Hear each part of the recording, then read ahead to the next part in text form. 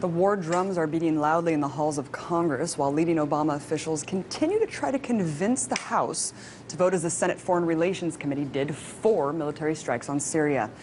If Congress votes no, the world will be watching to see if Obama has the audacity to take unilateral action without even the support of his own government. Now, amidst the sea of propaganda and warmongering, there's one politician in the UK that has been a vocal opponent to this new war. His name is George Galloway, and he's a founding member of the Respect Party in Parliament. Well, earlier I spoke with him about the repercussions a military strike could have on the region as well as the rest of the world. Check it out.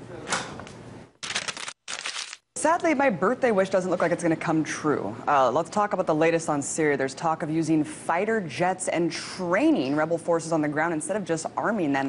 Why is it that the U.S. is aligning itself with the same terrorist organization it claims to be fighting in the war on terror, George?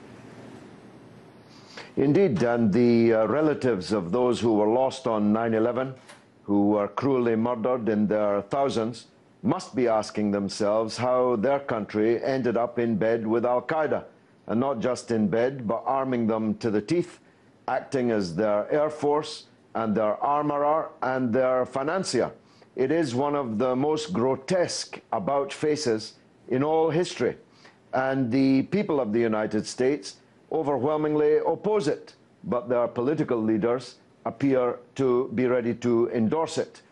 Behind me is the British Parliament, normally a lapdog, a poodle of American political leaders, but just the other week we revolted and stood up and said this far and no further, no war in Syria. And that too reflected overwhelmingly the popular opinion in the country.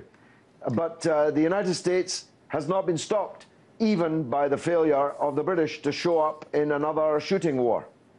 Yeah, I mean, the hypocrisy is running really strong, George, and I was surprised to see the criminal conspirators from doctoring the Iraq intelligence in the British Parliament vote no. It made me really happy. A lot of proud moments there from the world leaders. And as we've seen unfold in Iraq post-occupation, there's now a complete civil war rife with sectarian violence. It's a complete disaster. Is it that the decision makers don't understand the religion and the region, or is it that they just don't care? I don't think religion has anything to do with it. Religions believe in the prophets, peace be upon them. Our leaders believe in the prophets and how to get a bigger piece of them. It's about domination. It's about Israel. It's about the projection of American power and the terrifying of potential rivals and competitors. In this case, principally Russia and China. I don't think that they're acting very terrified at this moment. And so the United States is in for a contested war in Syria. And that's why the congressional representatives would be wise to heed the lesson of Iraq. The United States lost thousands of soldiers and tens of thousands of wounded soldiers, maimed many of them forever, and many of them committing suicide or murdering people when they got home in the decades since. And many of them, of course, ending up on the streets, homeless and jobless. And the congressional representatives ought to beware that what will begin with a flurry of Tomahawk missiles, and how obscene is it that the United States calls its killing weapons after the people that it annihilated in order to occupy the country in the first place. It will start with a flurry of Tomahawk cruise missiles, but it will end in a shooting war on the ground and with an occupation, and one in a country with 23 religious and ethnic groups within it, and in the most combustible possible piece of territory on the earth. The Syrian people will fight them back. Syria's friends will fight them back, and they will fight them back everywhere, not just in Syria.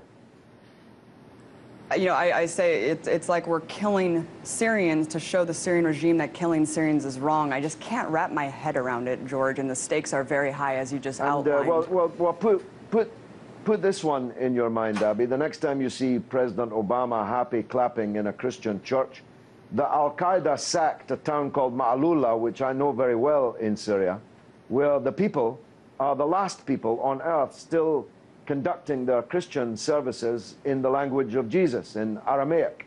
It is one of the most serene and beautiful and peaceful places on the earth, filled with Christian churches and monasteries and nunneries, and the people there were slaughtered over the last 4 days, literally slaughtered, with their necks, their throats cut, their heads sawn off. The Christian churches are on fire at the hands of Al-Qaeda.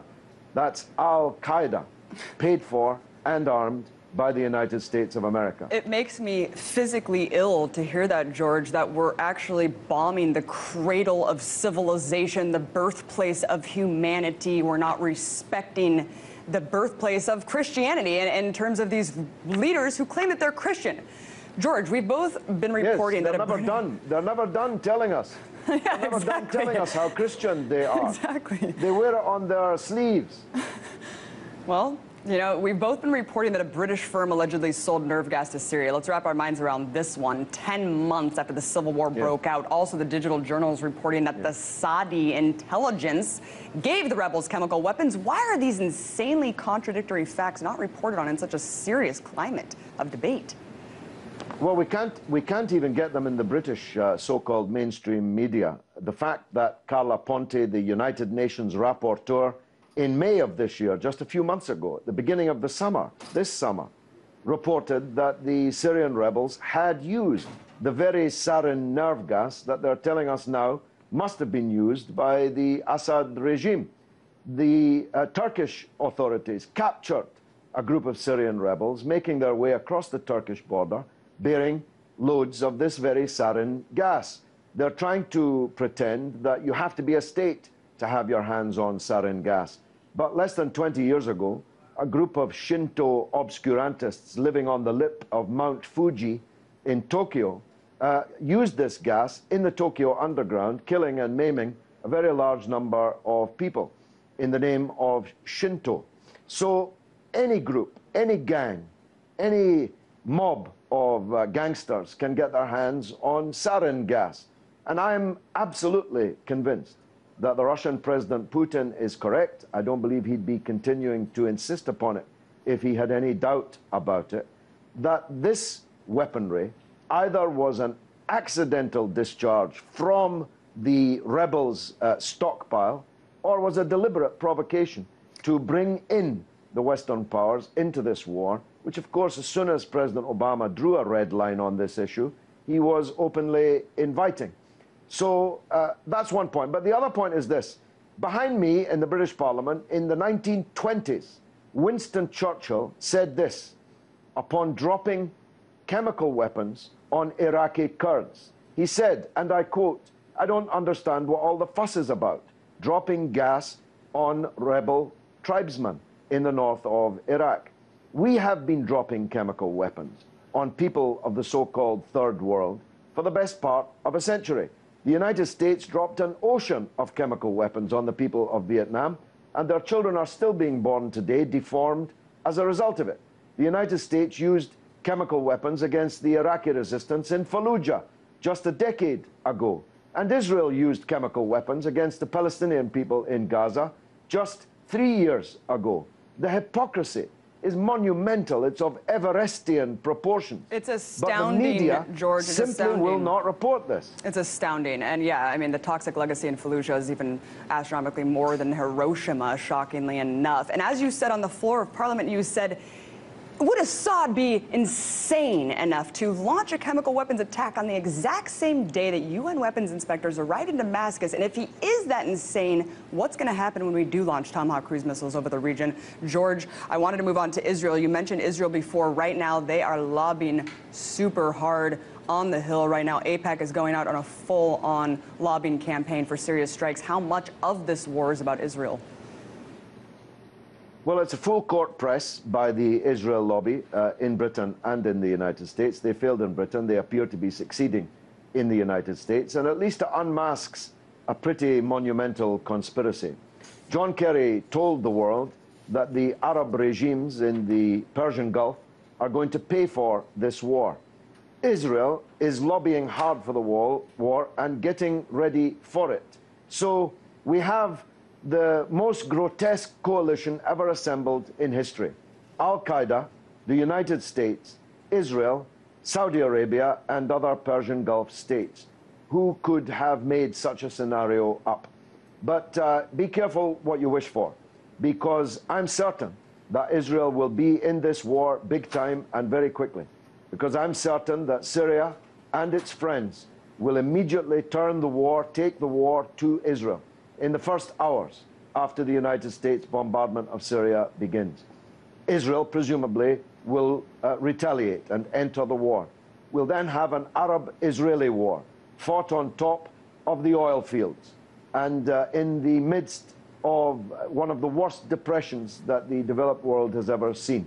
So look out for the oil price rocketing, perhaps quadrupling, as it did in 1973-74. Look out for the Straits of Hormuz being blocked and no oil moving out of the Gulf to the world. Look out for the Suez Canal being blocked and attacked. Look out for war throughout the world. There's going to be murder and mayhem throughout the world. That's what happy, clappy, Mr. Christian, Barack Obama, who just the other day was hailing the memory of Martin Luther King, is about to visit on the world. Well, it's a disgrace. And as Upton Sinclair said, you know, when fascism comes to America, it's going to be wrapped in an American flag and on a Bible.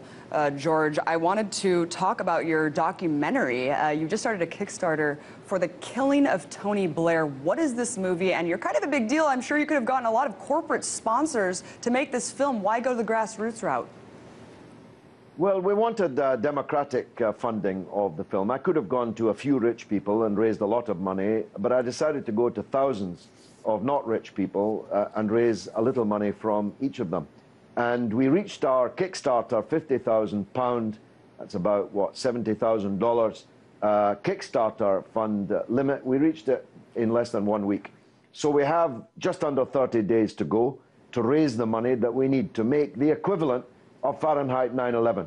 We intend, our goal is ambitious. We intend to put Tony Blair, the Middle East peace envoy, that's going well, isn't it, Tony, in prison for crimes against humanity, for war crimes. He murdered the Labour Party. He helped murder 1 million people in Iraq. He has caused uncountable deaths in Afghanistan and in Lebanon and in Palestine and in Syria, where he's egging Obama on for a new war. He's sold his soul to the devil and sold his services to some of the most devilish corporations and dictatorships in the world. It's quite a lot of meat for a documentary. Michael Moore, watch out. I'm coming to take your laurels. So Tony Blair has made a killing a massive amount of people, and he, like many of his criminal cohorts here in the U.S., sit free while people who stand up to the system rot in prison. Seems like the system's completely upside down. We have about a minute left, George, but you are an anomaly. You've been working within the system for years. You founded the Respect Party in Parliament. How is it that you've not been pushed out of office yet? Well, I've been elected 6 times to Parliament. I know I'm older than I look. I was a very young man when I entered Parliament. It was a Parliament worth being a member of then. I'm not sure if it is today, but I have stood firm with my principles, and I share with Mr. Churchill the distinction of being the only 2 men in British history to be elected 6 times in 2 countries in 4 different constituencies. That's where the similarity between me and Winston Churchill ends. Well, clearly the people want to hear what you have to hear. They want you to stand up for the voiceless. Thank you so much. You're a hero to me. George Galloway, Respect Party. Pleasure. Thank you so much. Happy birthday, Abby.